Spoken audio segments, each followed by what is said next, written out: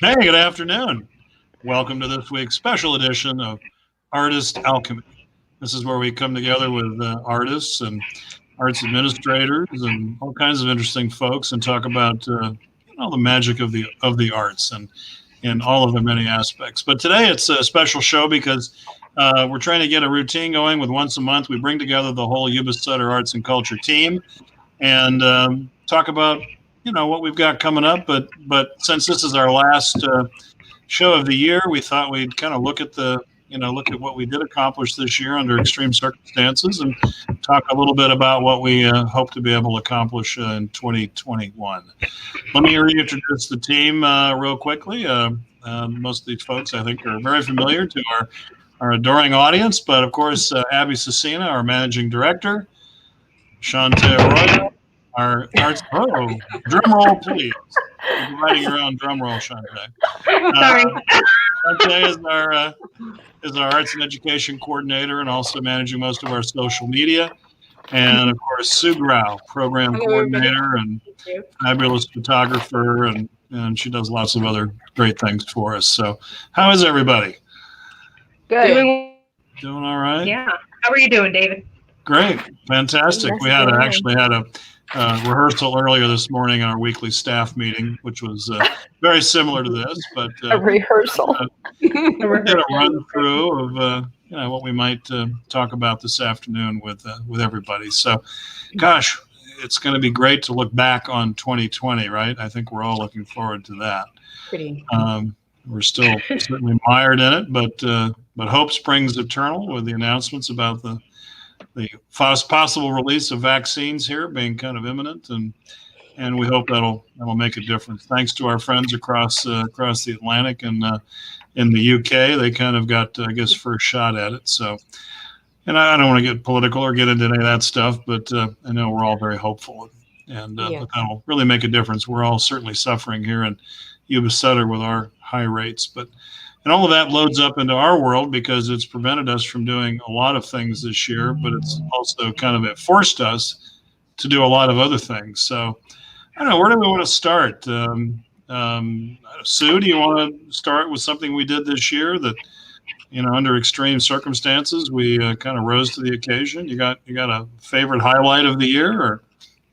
Well, sure. I think our pop out of the box was the Womanican event that we were very purposeful with planning, and it was a great idea that Abby had to put on an event that honored the 100th anniversary for the 19th Amendment while being safe with the threat of COVID, looming about. And I really love how it felt.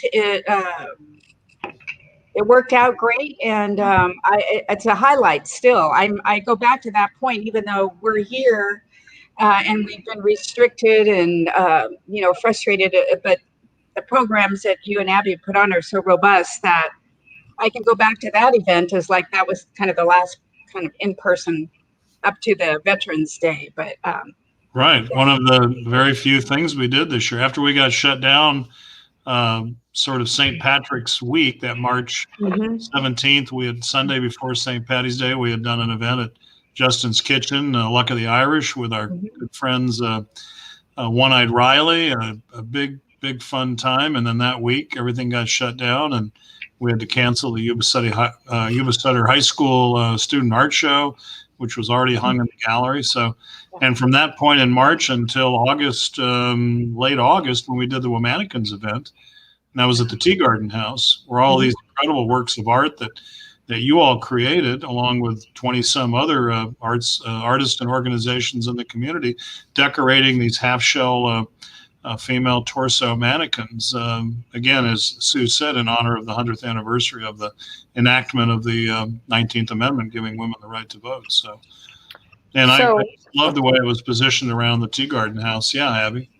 Oh, I just wanted to say, Sue just mentioned, and I think this is important, and I've mentioned it before, but she said, that the events you and I put on, but truly anything we do at YubaSutterArts&Culture, it takes all four of us. I mean, we truly, none of us could exist without the others. our programs wouldn't happen without everybody being involved. So I just wanted to make that correction across the board. Thank you. That's very, very, very Thanks, true. Abby. No, thank you. Yeah, it was a spectacular event. It was fun to get outside and look at artwork that was strategically placed to keep a bit of a distance between between people, and we had reenactors portraying suffragists that were part of the movement 100 plus years ago. So really, really wonderful. But and then in between all of that, we sat around, I guess, in April and late March and April and said, gee, what are we going to do? And that's what begat this program, Artist Alchemy, the idea of a weekly interview program with artists. We've talked to a lot of folks here in the community, a few friends from around the country that have beamed in and been interviewed talking about their particular art form. So that's something we might not have ever thought to do. It hadn't been for COVID.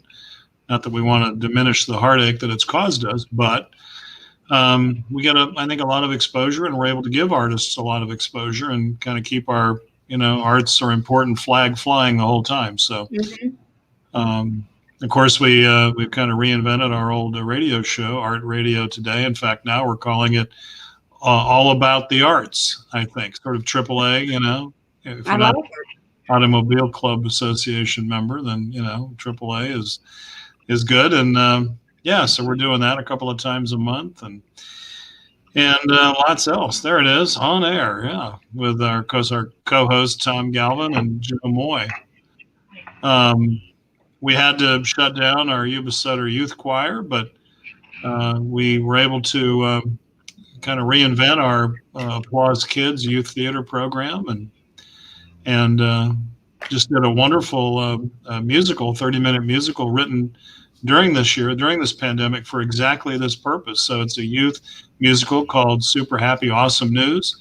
We had 11 young performers involved in this program, which was directed by Alex Mazarol, who's running our Applause Kids program.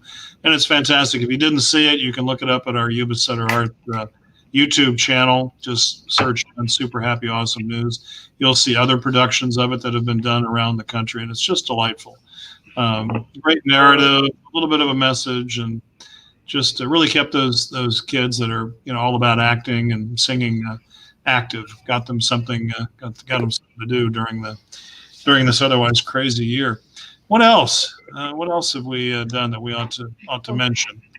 The conversations of the community leader conversations. I love that so much. To hear from the horse's mouth, so to speak, of what's going on. All it's a complete picture. Completely forgot about that when I wrote up the notes for today. It's like we were saying before we went on the air. It's like, and people say this to us, we're really busy, and we really are, and we love it, and yet you kind of forget about some of the stuff you've accomplished. So you really need to sit down and look at the calendar and look at the press releases and say, oh yeah, we did that. So the leadership conversations, we had the women's leadership conversation during August, around the time of the Womanican show, to kind of highlight women and in the workplace, and just their ever evolving place in society. We've still got a lot of work to do. What's the current number as far as wage inequities? Is it 80 cents on the dollar, 70 cents on the dollar that women earn in comparable positions to men? That's correct. Yeah, it's 80 something, I believe. Yeah, it's up to 80, and that's that's increased, but it's still not equal, which it ought to be. Yeah. Anyway, that was a great 90-minute conversation, women's leadership conversation. Then we had an art and culture leadership conversation with librarians and museum curators, and a lot of our friends in the community very involved in all aspects of art and culture. So, that's a great series. We're trying to think of what the next one might be for next year that's still related to what we do. But we had we also had an arts educator leadership conversation. That's right. Yeah, thanks for remembering those. And they can be viewed still on YouTube. That's the great thing.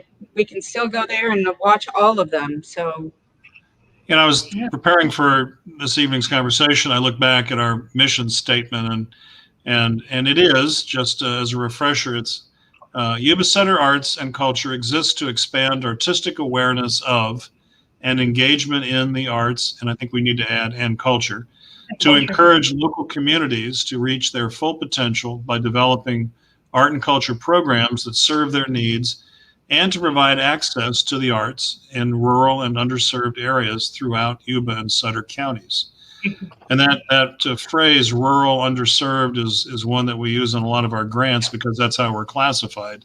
We're far enough out north of Sacramento that we're out here in the boonies, maybe a little extreme. We're not quite that severe, but we are considered rural and underserved. And then within our core community, and you get up into the foothills and the outer reaches of Sutter and Yuba County, there are even more rural underserved areas. So, and being able to bring a rich and robust art and culture life to 175,000 people that call Yuba Sutter home is, we take it very seriously. So we do our best to reach out into every nook and cranny and engage. How about let's give another example of how we had to reinvent a program. So we got a grant from the California Arts Council called Arts Exposure Field Trips. And the original intent was to take busloads of art students out to museums, the DeYoung in San Francisco, SF MoMA, the Crocker Museum.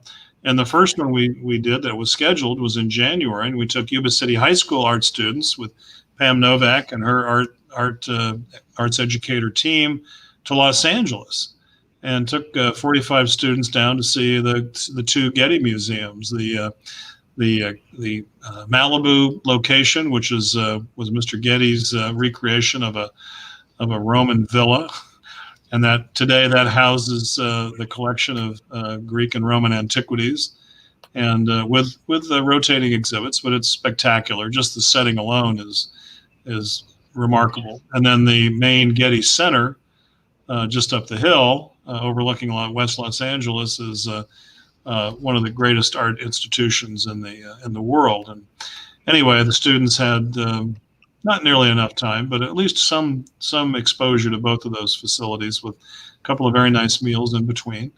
And it was just spectacular. And then we had others scheduled for April and May, and boom, we got shut down. Mm-hmm. So we've had to reinvent that program. So now what we're doing is bringing the museums to the students. And I know, Shantae, you were on one of the Zoom programs with Yuba City High School on Friday. Talk about that experience and what it was like. Well, it was really great. We were at the Crocker Art for this one with Mallory. She's the director of education, if I'm correct in saying that. I believe so. And she did a wonderful job of just showcasing some of the ceramics they had in their extensive collection at the Crocker to a classroom of students that were learning about it in art class. And she took the time. I think she took maybe at least 10 minutes with each piece, and really asked the students some great questions of, what do you think the purpose of this was? Why do you think they chose that pattern or that color? And she went into great detail with everything, and the students were really engaged in asking questions, and it seemed to be really productive for everyone, and everyone had a good time. And I love that she tailored it, because I think, was that Kara Bradlin's class? I believe so. And she's the ceramics teacher. So it's neat that, it was working on pieces relevant to that course of study in Karab's classes. So, yeah, fantastic. Yeah, and that, we worked on that for a long time before we finally got it launched. And again, it's what we have to do right now. We'd certainly love to take a field trip to the Crocker or to San Francisco or another one to LA, but darn it, we can't do that. So this is the next best thing. And I love that the Crockers worked with us and been very accommodating, and we've been able to pay them a little bit to keep some of their people working. And so it's been a good kind of a quid pro quo. So to the benefit of the students, ultimately. Absolutely. We're very proud of our arts and education programs. Since we got you talking, why don't you go ahead and talk a little bit about Poetry Out Loud and Scholastic? Absolutely. So it took us a bit of time to really shift everything over to virtual. Typically, we're used to being more hands-on and being in classrooms, but this time everything will be virtual with both Poetry Out Loud and Scholastic Art and Writing. Poetry Out Loud, just to give a quick summary of what it is, it's very simply put a recitation competition. So students can select a poem from the Poetry Out Loud website. They have, I mean, at least 1,000 poems, if not more, on poetryoutloud.org. And they're all eligible for use. Students can memorize it and then film themselves reciting the poem, and that will be their submission to the county-wide contest that we're having. Just a bit of information of what the prizes are. First place winners will receive $150, second place winners will receive $75, and third place winners $50 each. What's great about this is that the state winner receives $200 and an all expense paid trip to Washington and DC in April, hopefully. We hope. Possible. Yeah, hopefully to participate in the national finals. And we've had students. Have we had students get there, David, to the state finals? No, we had 2 years ago. I think we had a finalist, top 5 in the state, but we haven't hit Washington yet. I know. Soon. We're hoping. Yeah, hopefully. If you all want any more, go ahead. No, I was just going to say, and for any students that might be listening, or educators that have students who want to be involved, we can, we'll set up a Zoom, join or you set it up, and we'll Zoom into your classroom to talk a little bit more about it.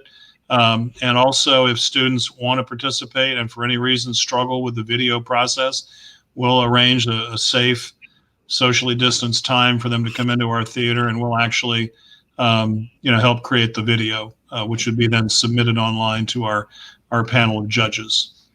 So right. We can help with all aspects of support just to take the pressure off. Exactly. Thank you. And if you want any more information on any of that, I put a link in the comments. You can head to our website. We have a Poetry Out Loud webpage set up that has lots of information. So great place to go. And then for Scholastic Art and Writing, this is a national program that focuses on recognizing students in art and writing. It's available for students from 7th grade, correct? Yeah. Perfect. And we actually handle the writing part, while Jessica Haugen at the Sutter County Museum the art part. So if art's something that anyone's interested in, we can definitely put you in contact. But in terms of writing, you can submit writing of all kinds of ways, and they will be judged by a panel that is put together by Scholastic Art and Writing. And I think the deadline is January 7th, so there's still some time to submit and find information for that as well. There's going to be a link in the comments for that. And I have a step-by-step there. You can see exactly what the first steps are to start the process of submitting. We're always available. Any questions, concerns, get in contact with us. And I like to always point out too, if a student's super motivated and loves to write, they're always welcome to create new pieces to submit. But they're also, fully able to submit work they've done for other class assignments, whether it's an essay or a piece of journalism or a poem or prose in pretty much any style or form. Include and plays for that matter. If you've got part of a play or a novel, we don't read the whole thing, but a reasonable segment, really anything that again might be part of a class assignment. Please consider submitting it for consideration. So it's just that easy. Some teachers even go as far, wink, wink, as to offer extra credit, or perhaps either participating in Poetry Out Loud or Scholastic in lieu of some other classroom assignment. No pressure, arts educators or English educators. But we appreciate that additional, nudge, if you will. We know it's like one more thing to deal with, but these programs have been very successful over the years, and we're just really trying to keep them alive under these extreme circumstances, and we'll try to help make it as easy as we can. So. Absolutely. And I will also add that for the students, there's a lot of benefits, not only in terms of, being able to put that you were recognized in this national program on applications for college, but also there are scholarships available just for people who enter into art and writing. So you'll have even more of a chance to get money for university or college. So it's really lots of opportunity just for submitting. Absolutely. And should we talk about the bribes we pay teachers and schools? That's right. I don't remember exact numbers, David. You might have That's to all right. I probably shouldn't characterize it that way, but we do provide a stipend. How about that? That's probably more appropriate. To educators who encourage participation in Poetry Out Loud, and if you'll allow us to zoom into your class with the hope that at least one or a couple of students will participate in these programs, you'll win $100 to be used as you see fit, classroom supplies or whatever.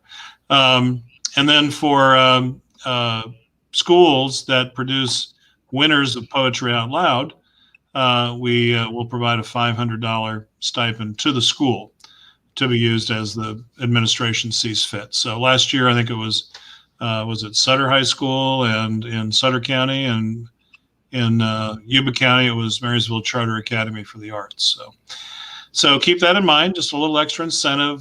If you'll let us take up a little bit of your classroom time here in the next couple of weeks, we'll do what we can to provide that little additional incentive.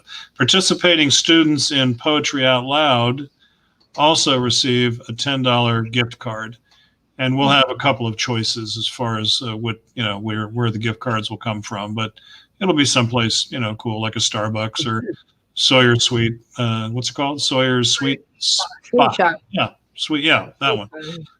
So a little something extra, because usually when we do our Poetry Out Loud events, we turn it into what we call a pizza and poetry party. So in lieu of the pizza, the least we can do is offer a little gift card incentive. So anyway, great programs. Shantae, thanks for keeping them going under these extreme circumstances. But hopefully we can zoom into some classrooms here before long. Hopefully. We did do one other event just last month. Abby, do you want to talk about what we did for Veterans Day? You kind of curated part of it in the theater and put it together. Okay. And, yeah. So it was while we were semi-open in the YubaSutter area, fortunately. And we always like to celebrate our veterans. And so we had veterans, we called it a pop-up event similar to the Womanicans. So it wasn't like a long-term thing or anything.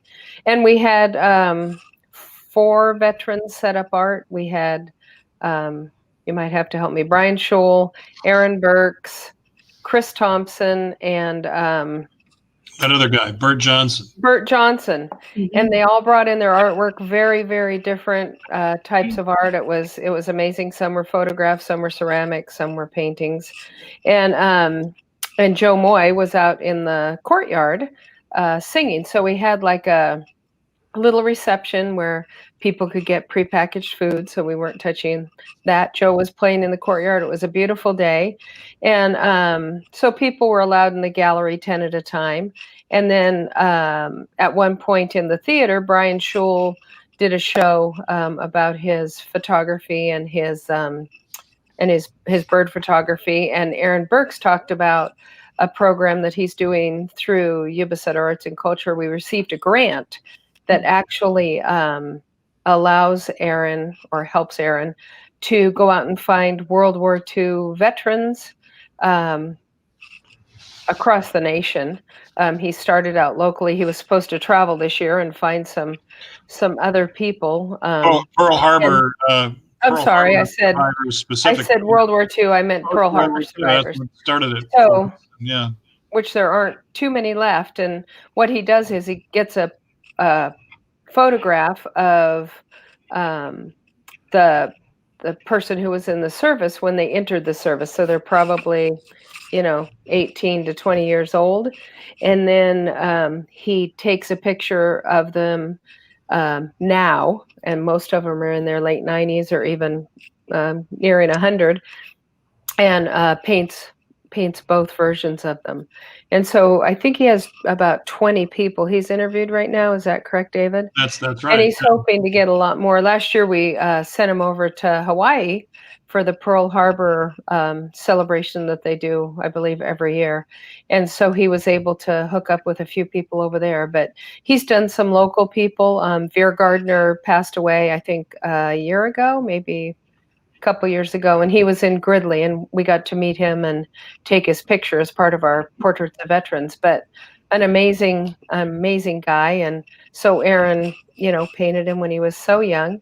We met him when he was, older. And so his service and not participation, but being involved in the event at Pearl Harbor will forever be, in history now. So anyway, it's pretty cool. So fleeting, and we're kind of bummed that this year hasn't allowed Aaron to go out and see more people, but he just can't. They're much older, a little bit fearful. Their families that are taking care of them are, I'd really rather not. And it's real important to Aaron to get to know them, so he's able to paint those 2 pictures with their personality. So next year we'll do a big celebration on Veterans Day in November. November 11th is Veterans Day every year. And he'll have a full gallery show with all his artwork. So Wonderful. Yeah, it's an amazing collection. There are a number of samples up at our Facebook page, YubaSutterArts, and look it up. You can see these are actually the preliminary line or preliminary drawings that he creates. They're kind of study sketches. I mean, they're fully realized portraits. They're magnificent in and of themselves. But then from that, he create oil painting portraits for the the finished product. So I'll have the portrait of them then in 1942 and now. So it's pretty powerful stuff. But Abby, don't forget, talk about what you did in the theater with the portrait. Yes. That's kind of another part of the Veterans Day event that was pretty cool. I think it was 2017 or 18.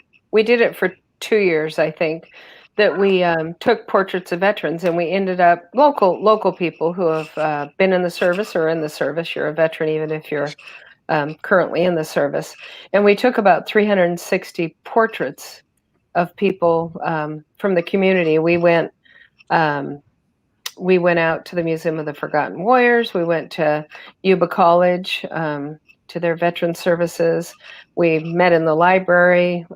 There were many places where we took pictures of veterans, and the veterans, I forgot what I was going to say, but anyway, so 360 portraits. And so we weren't, of course, able to use all 360, but we brought them over to our theater, and in order to still practice social distancing, we put them up in the theater. And so from the stage, looking at the theater, there was probably 4 or 5 people in each row.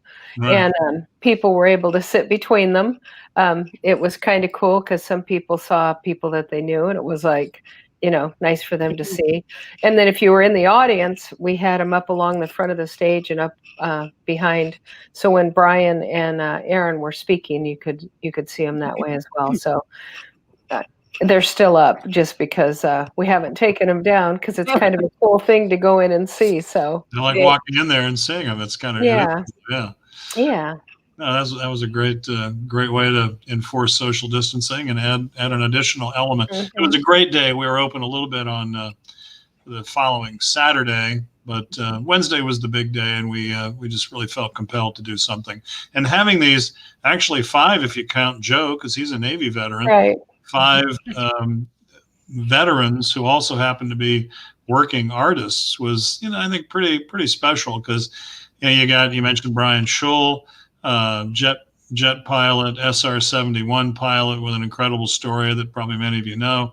Got into photography very seriously, and now he's like a pretty heavily renowned nature photographer.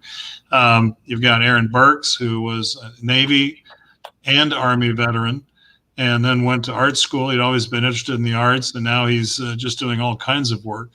and this portrait project being the most recent big project that he's worked on. Chris Thompson, Air Force veteran, master ceramist. Is that the right word, Abby? You've been teaching me here.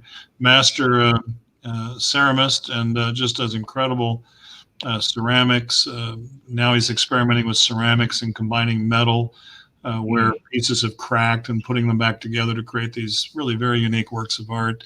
Bert Johnson, Vietnam era combat veteran, who does oil paintings of Western landscapes, and he's very involved with the Museum of the Forgotten Warriors, and sells a lot of his pieces as a fundraiser for that really important museum.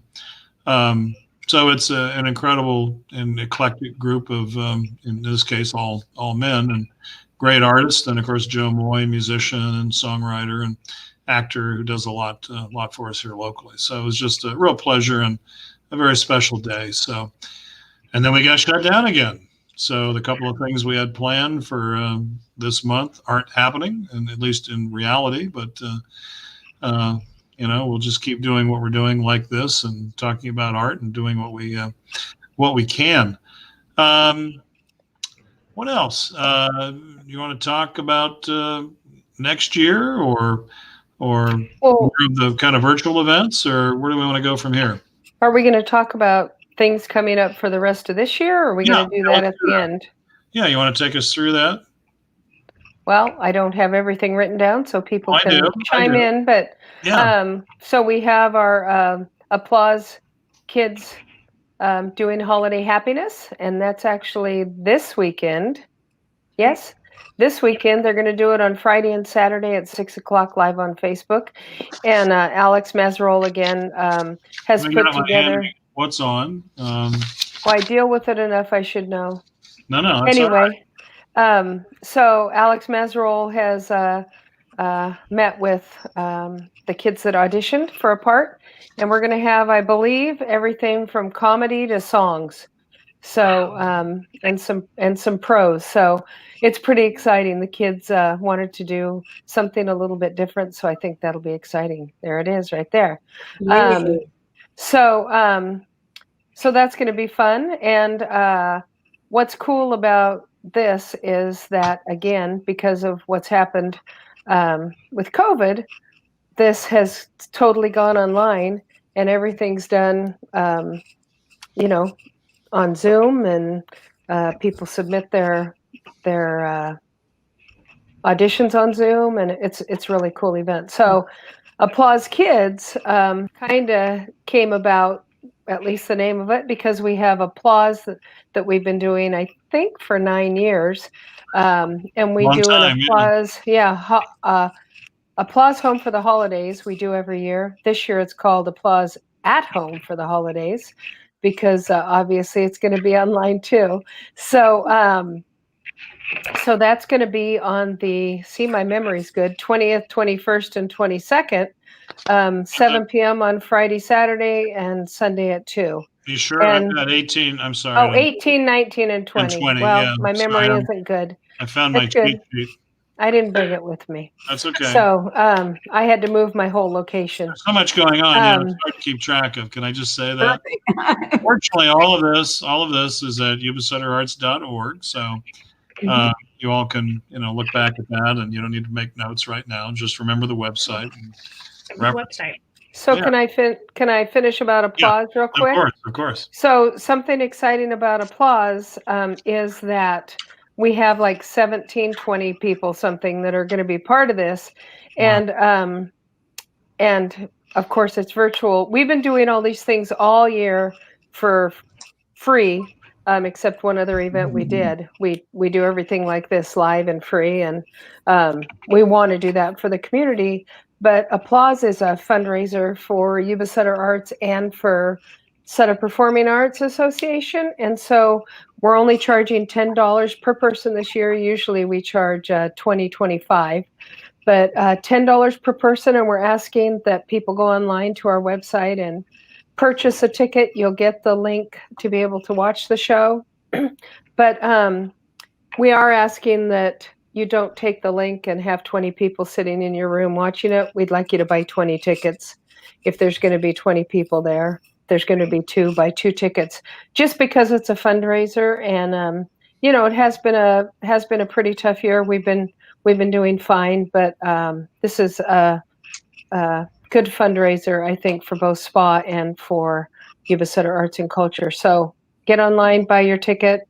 Friday, Saturday, Sunday, 7 o'clock, and then 2 on Sunday, just like we used to do. So make sure you sign up for that. And then I don't know if you want me to talk about the night. 'Twas the night before Christmas. Let me just, yeah, I do. Let me just mention a big shout out and thank you to 2 of our anchor sponsors, and that of course our good friends at the Yuba Water Agency, and also at Frank M. Booth, who are and Adventist Help, and Plymouth Lake Storage as well. And that's right, Plymouth Lake Storage came in, so that helps a lot. And you know, and beyond that, every $10 counts. So right. And as Abby pointed out, it's operational funding for YubaSutterArts&Culture, and the other half is that it helps continue to complete the construction of the Sutter Theater. So Sue wanted to say something. Sue. I want to say it is a fundraiser, but it's also a fundraiser. That's right. It is. Indeed. It's a great show. Yeah. You know. It'll be so much fun. And if I can just also mention that Janet Fry is directing this year, and Gay Galvin is our music director, and Carmen Smith has done this for us for years and years and years, and she's still involved. She's helping out with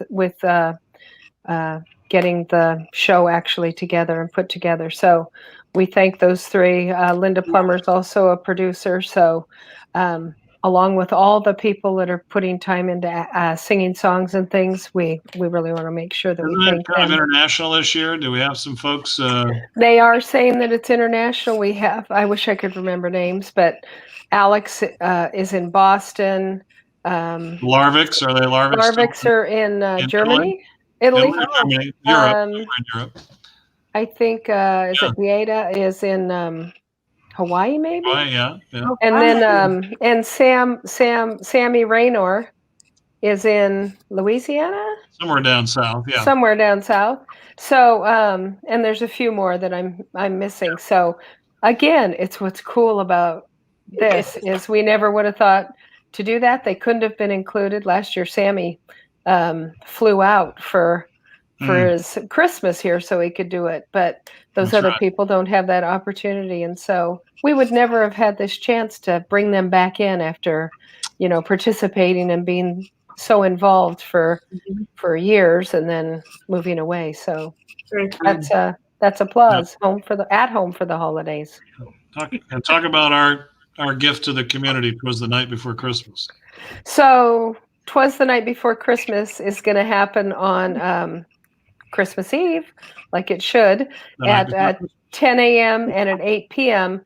And this is something probably nobody knew. I didn't, but there's 28 stanzas. What would you call it, David? Like stanzas. Stanzas. Yeah. And so we've teamed up with some community leaders. And each of them are reading 4 stanzas. Is that right? 2 stanzas. 4 lines, 2 stanzas. And we're going to put it all together and show it for everybody to see. They're reading all those lines. And I'm really excited. We've been out distantly filming. And I think everybody's just going to have a great time. I think it's something that you can sit and watch with your kids. It's only going to be a 20-minute thing. It's not going to take, if even 20 minutes, it's not going to take that long to sit and watch it. But I think people will really, really enjoy it. Well, who's going to be reading? We're not telling, David. You know, it's hard. Spoiler alert. It's hard for David to keep any secrets. And so he was trying to, we decided we weren't going to tell anybody. And he was like, you can tell he kind of baits people so that they'll say, well, who else is doing it? And it's like, and I'll go, you can't, we're not telling. So pretty funny, but he baits them. So I think you'll enjoy the cross section of the community. And it's just going to be a fun thing. And absolutely well. This is an Abby Cecina original. driving around, a moment of inspiration and clarity. She said, "How about we do unbelievable, unbelievable, Unbelievable.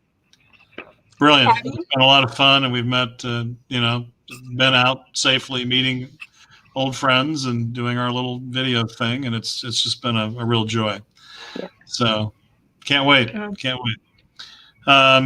Gosh, what else? We should mention that one of the virtual event we just did was Joe Moy and Tom Galvin's Corona comedy concert. We streamed that last weekend. You can still see it on YouTube, of course, and Joe had come up with a lot of kind of satires, based on familiar songs, and kind of reconfigured them, based on his Corona pandemic experiences, and pretty clever stuff. And I think it goes to the whole issue of, and there's been a lot of this on the various feeds that we get, just the importance of art in general, but especially at times like this.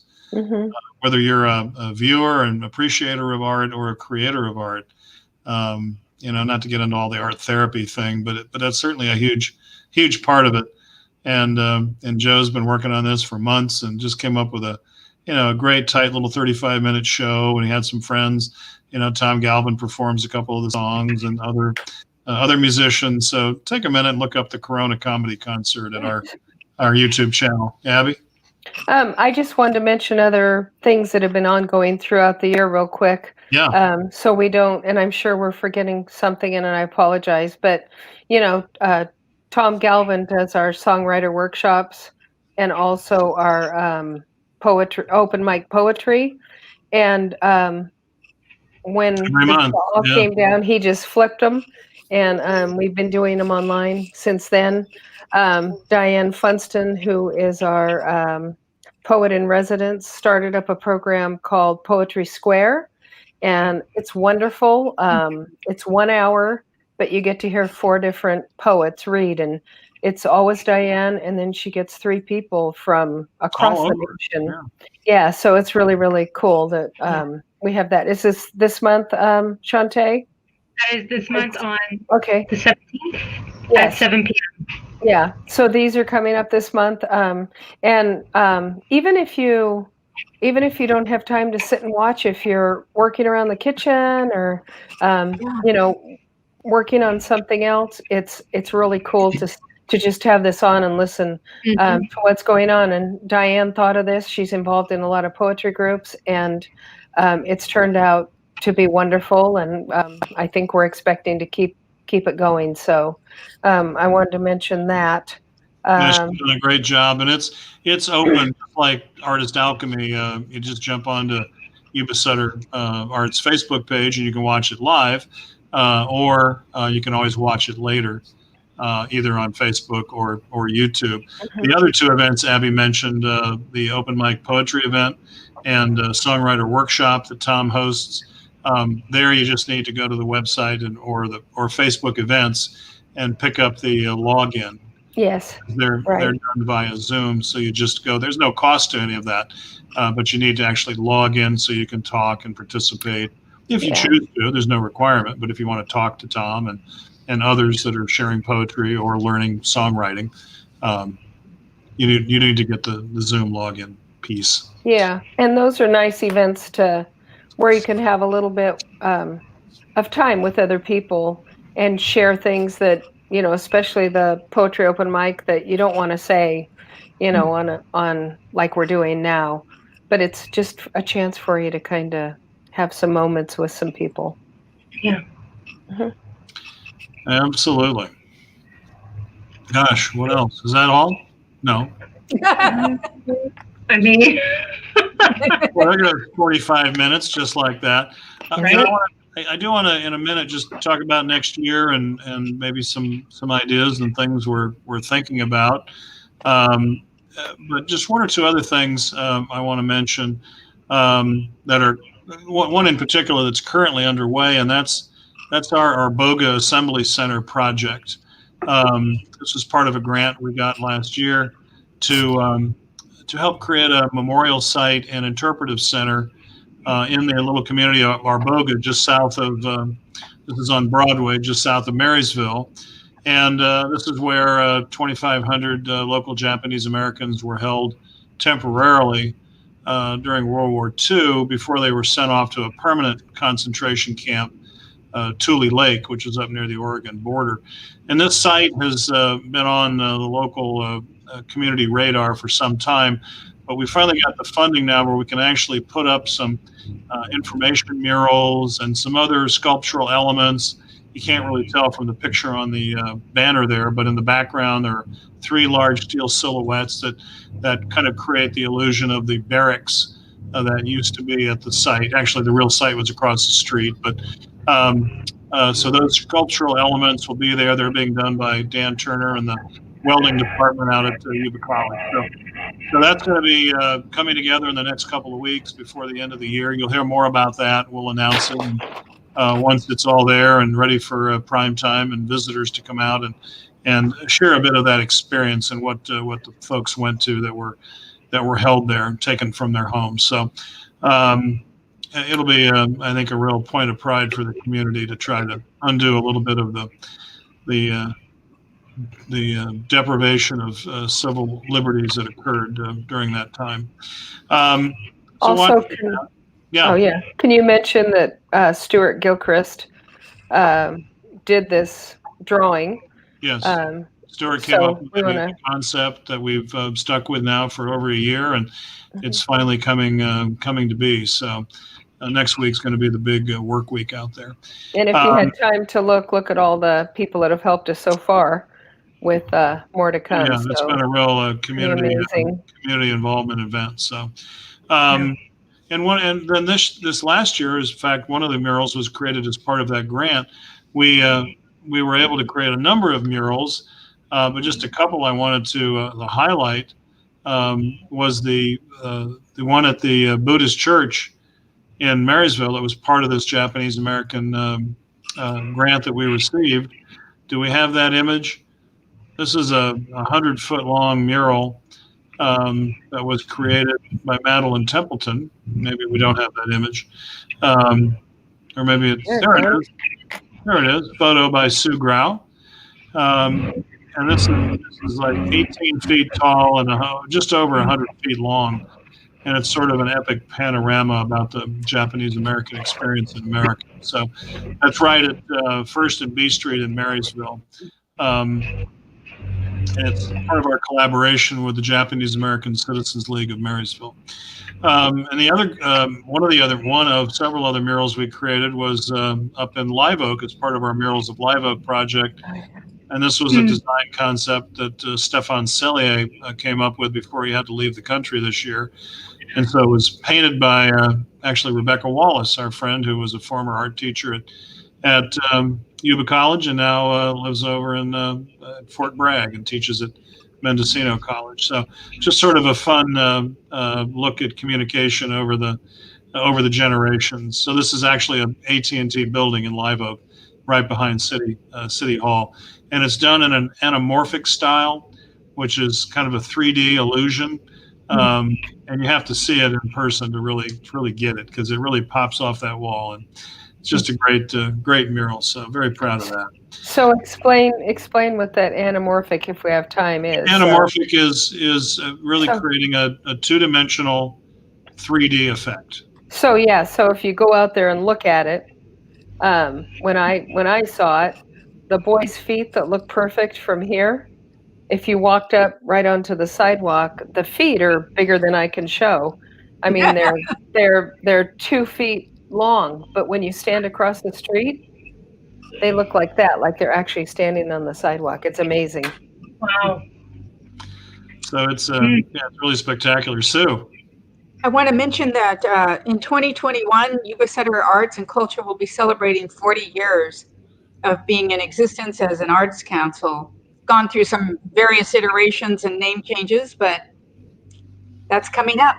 So what are we going to do to celebrate that? I kind of feel like we're our own hard act to follow, you know? It's, I'm sitting here looking at the umbrellas at the top of the screen. That's in our courtyard. As some of you may know, we like to put up umbrellas in the summertime and create kind of a little art piece, and we didn't do it this year because we couldn't host anybody in the courtyard. So what do you think? I know we've talked a little bit about what we might do next year, but any thoughts on that, team?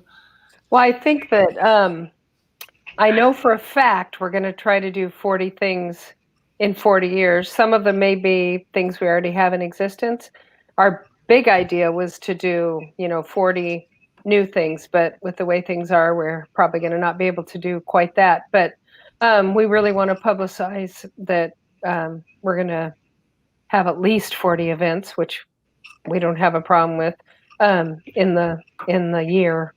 So as the year goes on, hopefully we can do a little bit more. Yeah, so.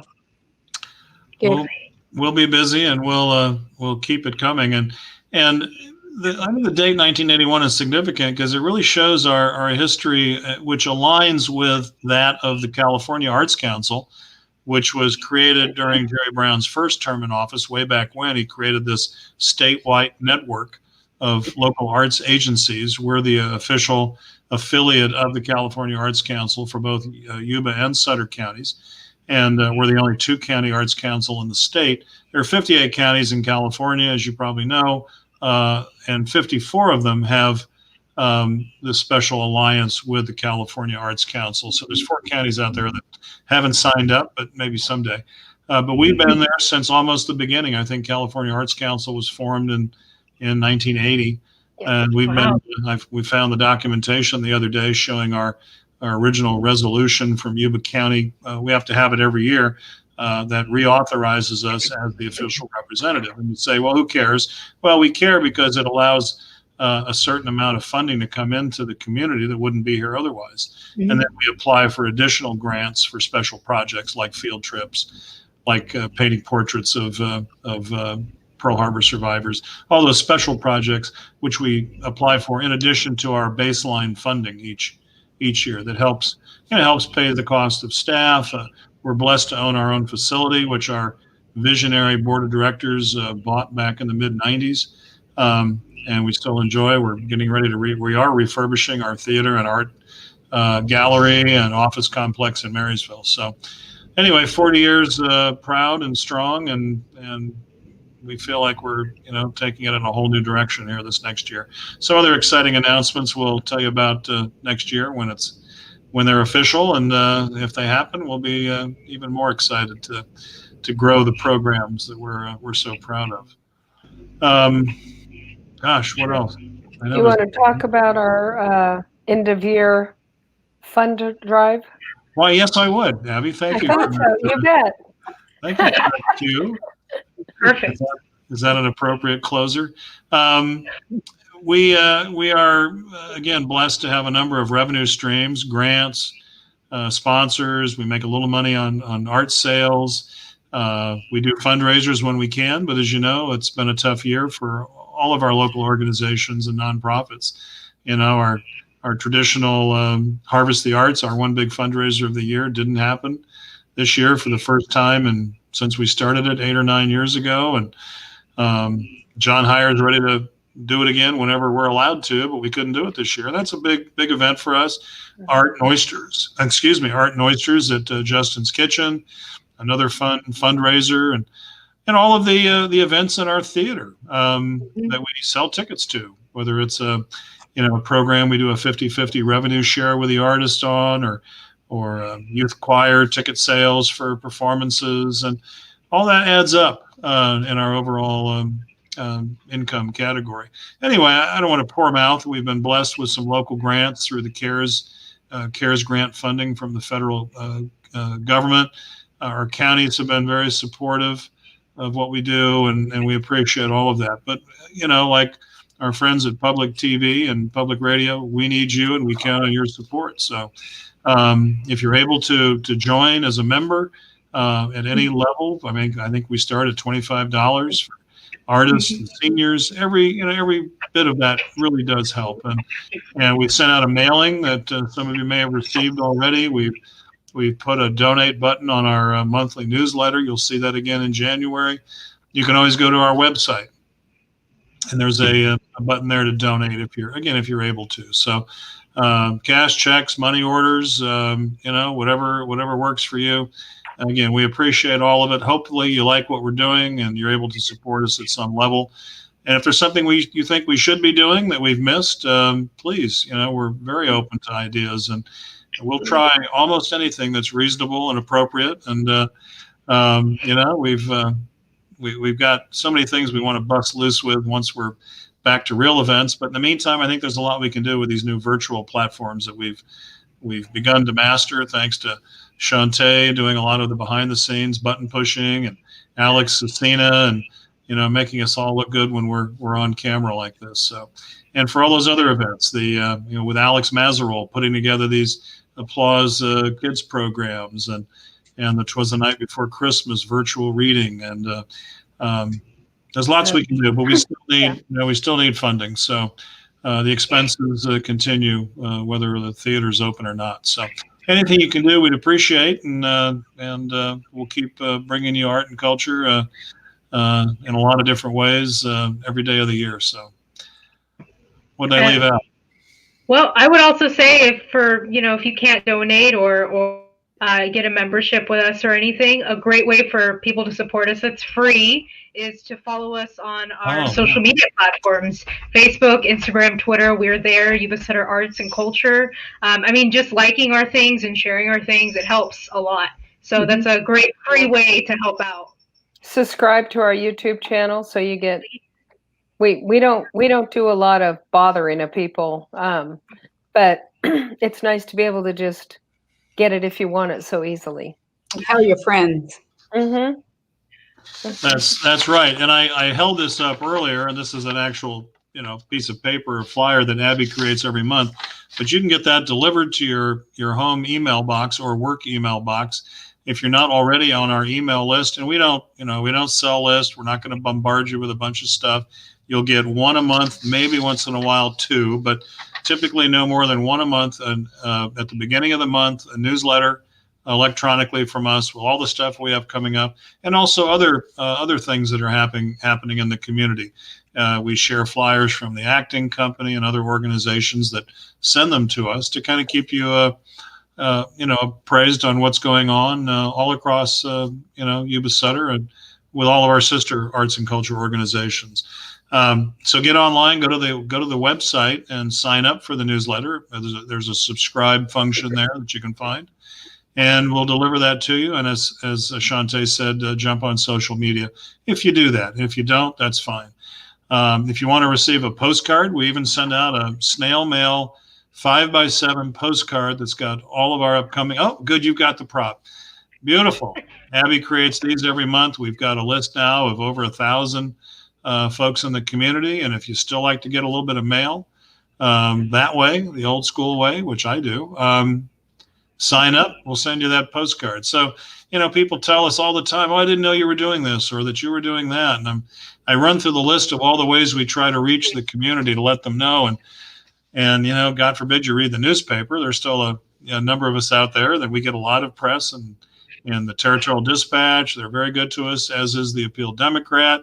We write a weekly column for the Appeal Democrat about things that are coming up. So, and if we're still not reaching you, gosh, I don't know. But reach out to us, and we'll deliver the news to you any way you'd like it delivered. But there is a lot going on, a lot of great things in the community, and we love being a part of it. So, yeah. I have one other thing I'd love to share. Yes. First of all, Abby's postcards are a work of art in themselves, so they're fun to get and read. And if you can't travel around right now because of COVID, I recommend visiting our website. I recommend visiting every county in the state of California's website for their arts council. You get a look at what's going on locally there, what's specific maybe to their culture, their local culture, and it's really fun. It's kind of a little virtual way to travel around in the arts and see what other folks are doing, like you say, our sister arts councils. And of course, you can travel all over the U.S., but it's kind of fun to look around at our neighbors. That's a great point. Yeah, and we know all of our adjoining county arts council friends, and they're doing a lot of great work too. So if you want to go a little bit further afield, and check them out. There's a lot of great stuff being done.